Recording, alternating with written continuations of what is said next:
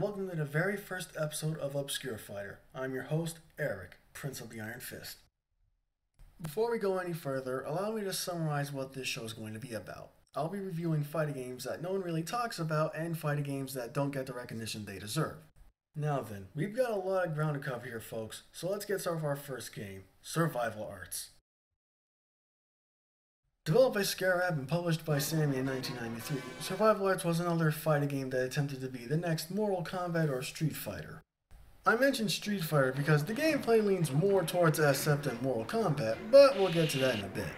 Anyways, I think it goes without saying that the game tanked, and it seems to be forever etched into the halls of shitty fighting games forever.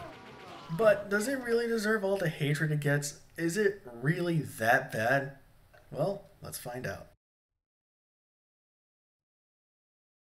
The plot to Survival Arts is as follows. 8 warriors, ranging from 2 ninjas, a space alien, and a gun-toting maniac, just name a few, enter the Survival Arts tournament, and whoever wins this tournament will learn the Survival Arts, a mysterious and powerful martial arts only given to those who are deemed worthy enough. It's pretty generic, but then again, fighting games back then really didn't focus on storytelling, so I can forgive it in that regard. But now, let's move on to what really matters, the gameplay. The controls are your basic Street Fighter fare. It's a 6-button fighter, so you got a light, medium, and strong punch, as well as a light, medium, and strong kick. Specials are done in the typical half circle core, circle forward fashion, and a few charge inputs as well. You can grab and throw your opponents as well by pressing forward and strong punch. Speaking of throws, Survival Arts has an interesting throw escape mechanic. When you're thrown, you can tap strong punch to freeze while in the air. If you time it just right with your character's feet facing the ground, you'll take no damage. This was something I found by complete coincidence. It wasn't on any move list I found for the game, so that was pretty cool to find. There are also command moves that require less inputs to pull off, but some characters like Hiryu and Tasha for example have command move heavy move lists with the amount of their command moves overweighing their regular specials. Survival Arts also has a beat-em-up-esque weapon system, where you can pick up and use weapons like bats, maces, katanas, and pistols.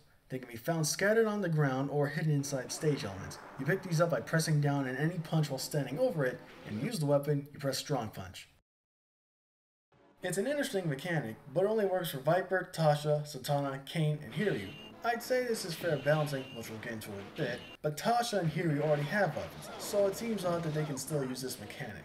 Now, since this is a Mortal Kombat clone, the game obviously has fatalities, but to my surprise, the fatalities are pretty easy to pull off. In fact, for the most part, all you need to do is a character's special move for the final hit, and if you're a weak ass like me who can't pull off fatalities in a real Mortal Kombat game, there's a sense of satisfaction to finally tearing, exploding, or slicing your opponent to shreds. But you know what's not satisfying about this game? The AI and balancing.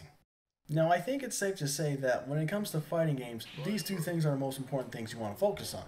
You want to make sure the game is fair and challenging without being cheap, so players will keep coming back to play the game more and more.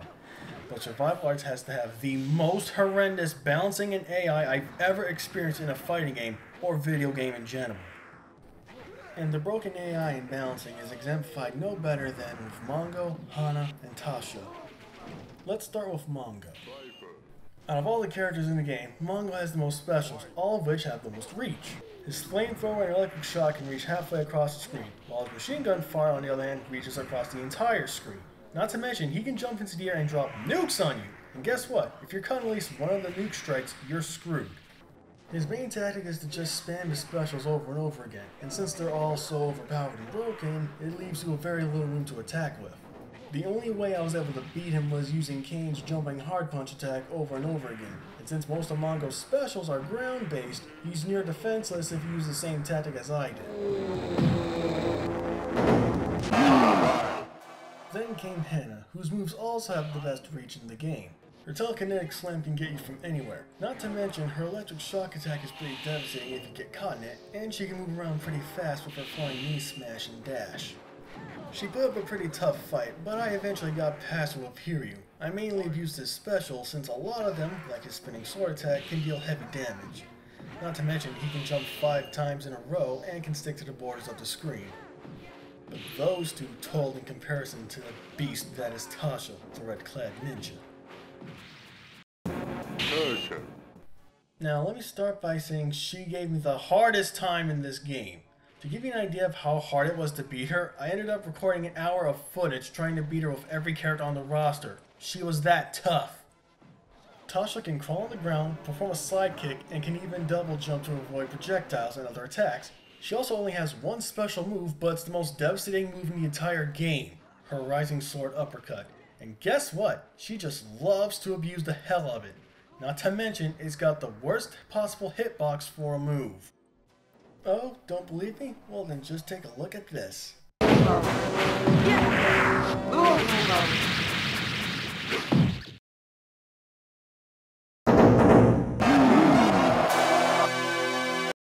As I recover from an attack while she ends her sword uppercut, somehow it hits me! Seriously, look at that! I'm not even touching her, and hell, her sword's on the other side, but apparently I'm close enough for the attack to register in the hitbox. Now that's just dirty.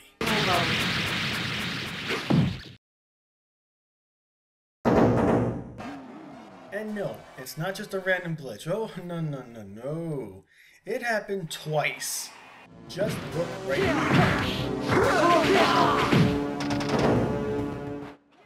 You see that? Barely touching her, but yet again, the hitbox for her sword registers. My jump kick hit her first, so it should have registered instead of her sword. I'm going to blame bad programming on this one. But after an hour of struggling, it finally happened. Through dumb luck, I finally got past Tasha. I don't even have a strategy for beating her. At that point, I was just trying to be as cheap as I could.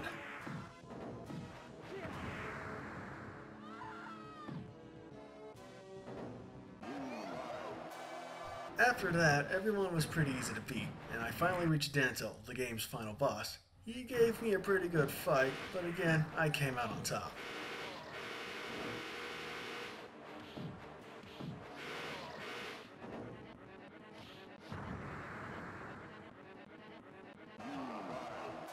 With all that being said and done, it's safe to say that survival arts balancing in AI is, well, pretty bad. And it's easily the most damning thing about the game. Mongo has too many moves, Hannah moves around too fast and has that telekinesis grab, and of course Tasha's sword uppercut is just too overpowered. Hell, even Dantel was a little cheap. You can do Mongo's machine gun and flamethrower fire, rapid knife jabs, morph into a ball that can easily cut at least 20% of your life, and he can shoot lasers from his eyes that can change direction mid-attack. But even then, he wasn't as bad as Tasha. So to sum it up, the game's AI and balancing is a mixed bag. A mixed bag filled with a few broken characters that wouldn't feel too out of place as intentionally cheap Mugen characters. Oh, and one more small tidbit about the game's balancing. You want to know who has the least amount of moves in this game? Gunner. He only has one. Moving on now, let's talk about the game's less than good-looking graphics. Yeah, survival arts is not a pretty game. Like Mortal Kombat, the game uses digitized graphics for the characters and stages. But unlike Mortal Kombat, they all look really grainy and some characters have noticeably smoother animations than others, and there's also a noticeable difference in quality between some of the sprites. And sure, blowing up the footage didn't do the graphics any good, but they already looked pretty rough. Characters like Viper, Hana, Hiryu, and Dantel look like their sprites were recorded on VHS, whereas Santana and others look more photographed? I don't know how to explain it, there's just some kind of noticeable difference. My guess is that they changed cameras or how they were going to record the actors midway through the development of the game. And as for the stages, they're without a doubt the ugliest looking things I've ever seen in any fighting game. All of the background elements look like they were ripped from badly compressed JPEGs. Also, in some instances where the elements in the background are animated, there's noticeable screen tearing or whatever you want to say. The most obvious example being the background soldiers in Hana's stage. As you jump around, their animated bits move around trying to keep up with the screen, and it gets kind of distracting. And lastly, I guess I should mention the music and sound. The sound effects aren't that loud, but they can get a bit repetitive, the character voices especially, and the music is incredibly forgettable. It tries its best to be epic and foreboding, but it all sounds bland and generic.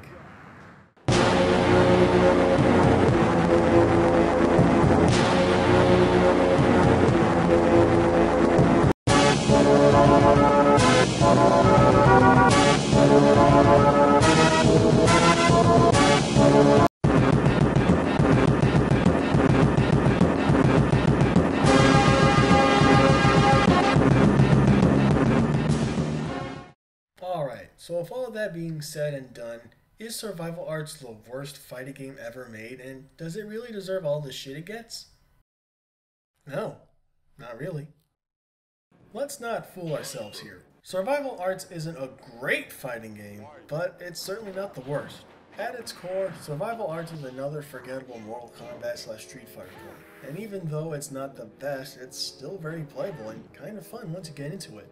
But as mentioned before, the main problem of the game lies in its AI and balancing. Characters either have too many or too few moves, and the AI is inconsistent, spammy, and just plain broken.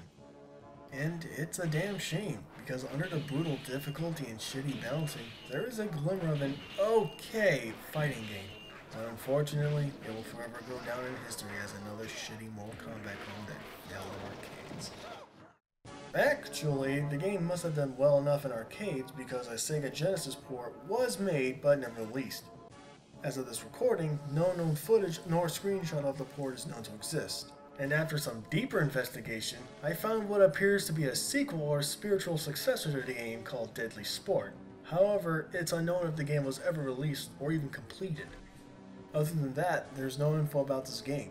But judging by screenshots on the flyer, it looks like it would have been the same as Survival Arts, but with better looking graphics. But one thing that appears to be changed is the fatality mechanic. It appears that Deadly Sport had a more Mortal Kombat approach to fatalities with a prompt to "Let's finish the battle." I really hope that one day someone finds a board of the game, rips it, and makes it playable in main.